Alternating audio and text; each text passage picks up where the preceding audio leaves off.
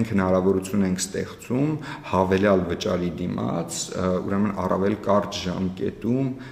վարդական վկայական ստանալու համար քննությունների մասնակցության համար, որովհետև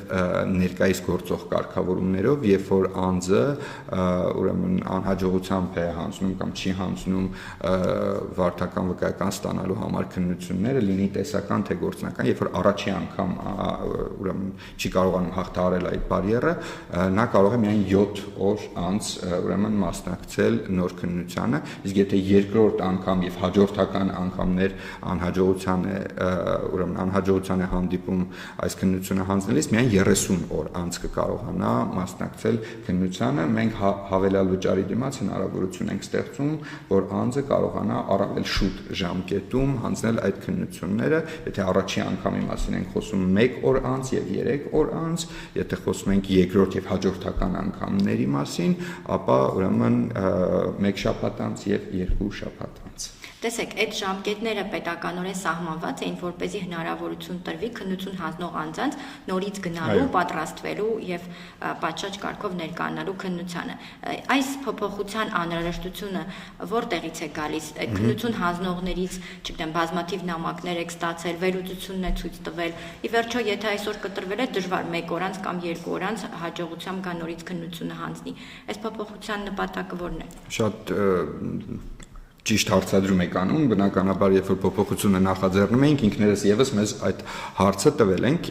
հիմնականում պահանջարկից է գալիս այդ փոփոխության առաջարկությունը, մենք տեսնում ենք, որ շատ դիմորդներ մեզ դիմում են եւ ասում են, որ իրականում գիտեք, մի փոքր տեխնիկական սխալի պատճառով չեմ կարողացել բարիերը հաղթահարել, հնարավորություն ունեմ, եթե ինձ տրվեր հնարավորություն, ես ավելի արագ ժամանակում կկարողանայի հաղթահարել, սա հնարավորության առաջարկ է, սա պարտադրանք չի կամ ինչ-որ խիստ կարգավորում չի։ Եթե մարդը իրեն ավելի վստահ է զգում եւ ասում է, գիտեք, ինչ նախորդ օրը ես տեխնիկական պատճառով չեմ կարողացել հաղթահարել այս բարիերը, բայց իրականում ունեմ բավարար գիտելիքների պաշարը տեսական քննության պարագայում կամ հմտությունների պաշարը գործնական քննության պարագայում, այո, ես կկարողանամ ավելի կարճ ժամկետում հաղթահարել։ Մենք հնարավորություն ստեղծում ենք անձի համար, որպեսզի նա կարողանա օգտվել այդ ծառայությունից ավելի սերմ ժամկետներով։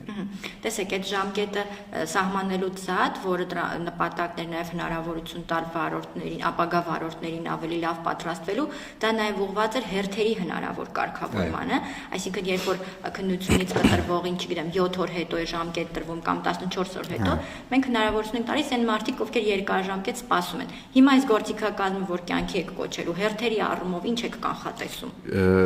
Դրա համար ես առաջարկեցի, որ մենք հարցին նայենք առավել կոմպլեքս, մենք հերթագրման համակարգը հաշվառման քննական բաժիններում եւս ամբողջությամբ փոխում ենք, դա առաջիկա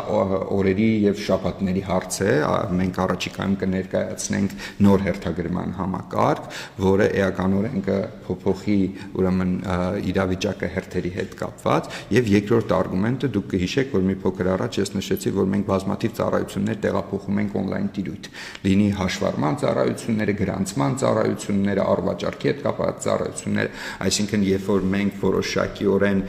ռեսուրս ենք այստեղ ազատում, որ այդ գործարքները այլևս անհրաժեշտություն չառաջանա ֆիզիկապես մոտենալ հաշվառման քննական բաժիններ եւ այնտեղ այդ գործարքները կատարել, այլ դա հնարավոր կլինի կատարել on-line տիրույթում, մենք ունենում ենք որոշակի ազատված ռեսուրս, որը մենք կարող ենք առավել արդյունավետորեն կիրառել քննական process-ի ուրեմն կազմակերպման համար։ Դրա համար այս խնդիրները այսպես համալիր մոտեցում ենք ցուցաբերում տվյալ հարցին, բնականաբար մենք տեսնում ենք նաև դինամիկ աճը, ուրեմն ինչպես տրանսպորտային միջոցների մեր երկրում, այնպես էլ վարորդական վկայականների տրամադրման գործընթացի հետ կապված թվերը ուղղակի բավականին մեծ են, անցած տարի 2024 թվականի ընթացքում մենք ունեցել ենք տրանսպորտային միջոցի սեփականության իրավունքի գրանցում 913,000 տրանսպորտային տրանսպորտային միջոց մենք ունենք երկրում, այսինքն Հայաստանում գրանցված եւ հաշվառված տրանսպորտային միջոցները 900,000-ից ուրեմն ավելին են եւ Հայաստանում հունվարի 1-ի դրությամբ առնվազն 25 թվականին արկա այսպես վավեր վարորդական վկայականները 850,000-ից մի փոքր նույնիսկ ավելին են եւ այս տենդենսը պահպանվում է եւ որպեսզի մենք այս պահանջարկին կարողանանք որոշակիորեն արձագանքել, դրա համար կիրառում ենք թվային գործիքները եւ փորձում ենք դրանք համադրել որոշակի կարգավորումների հետ, որպեսզի կարողանանք ազատել համապատասխան ռեսուրս կիրառելու համար քննական process-ների առավել այսպես արդյունավետ կազմակերպման նպատակով։ Վարորդական քննությունների հետ կապված նշեցիք, որ շուտով գործարկվելու է նոր համակարգ, կխնդրեմ մի փոքր կմանրամասնեք ինչ է դա իրենց ենթադրելու եւ այսօրվա գործիքակազմից բացի ինչ որ նորություններ լինելու են։ Հերթագրման հետ կապված համակարգն է հիմնականում, ինչը բավականին մոտիկ ժամկետում արդեն կգործարկվի, դա մենք այդ համակարգի արդյունավետությունը տեսել ենք նաև անձնագրային համակարգում, այն է կենթանի եւ on-line հերթի այսպես համադրումը, հա, կոմբինացիան եւ երբ որ անձը նախապես ուրեմն on-line գրանցվում է, գալիս է հերթագրվում է, այս կոմպոնենտը հիմա էլ կա, որոշ ժամանակ առաջ ունենք իրավիճակ, երբ որ մեր ծառայողները իրենք էին զանգում եւ կանչում անձին, դա փոխեցինք ուրեմն այս տարվա հունվարի 1-ով արդեն գործում է, որ անձը ինքը կարող է ընտրել իր համար ուրեմն հարմար վայրը եւ ժամը եւ մոտենալ իր ծառայությունը ստանալու համար։ Հիմա սա կկոմբինացվի կենթանի հերթով, ինչը հնարավորություն կտա ավելացնել մեր թողունակությունը եւ գործարքների ուրեմն քանակը, բնականաբար առավելությունը կտրվի on-line հերթագրումներին, որովհետեւ մենք խրախուսում ենք թվային գործիքների ուրեմն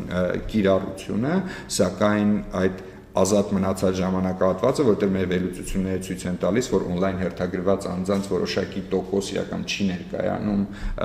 ծառայություն ստանալու համար եւ այդ ժամանակահատվածը կարող է օգտագործվել ֆիզիկական հերթով ուրեմն կոմպենսացնելու համար եւ մենք ունենանք այսպես հիբրիդ հերթագրման համակարգ, կարծում եմ դա մեր թողունակությունը եւս կավելացնի։ Շատ լավ, տրանսպորտային միջոցների օտարման եւ պետական գրանցման հաշվառման գործընթացի մասին մի բան էի ուզում ճշտել, նշեցիք, որ on-line գործիքակազմով հնարավորություն տրվելու այդ ամեն ինչ իրականացնել, ինչ որ պատրաստի ձևաթուղթ է լինելու, որտեղ այդ գործընթացի մասնակիցները լրացնելու են տվյալները, թե հավելյալ իրենք պետք է պատրաստեն այդ փաստաթուղթը, ոնց պիտի լինի։ Նայեք,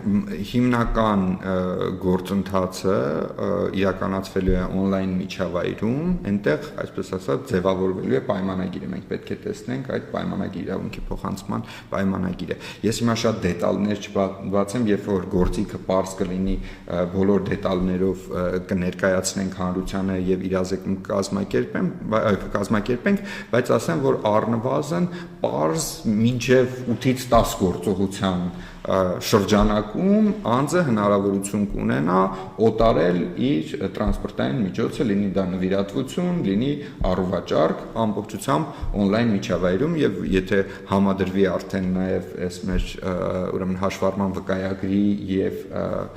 ուրեմն պետհամանիշի փոստային առաքման հետ հնարավորություն կստեղծվի, որպեսզի անձը իր տնից համակարգչի դիմաց նստած կարողանա ուրեմն օտարել իր տրանսպորտային միջոցը մնացած բոլոր ծառայությունները ստանալով բանակալ իր աշխատավայրում համակարգչի դիմաց։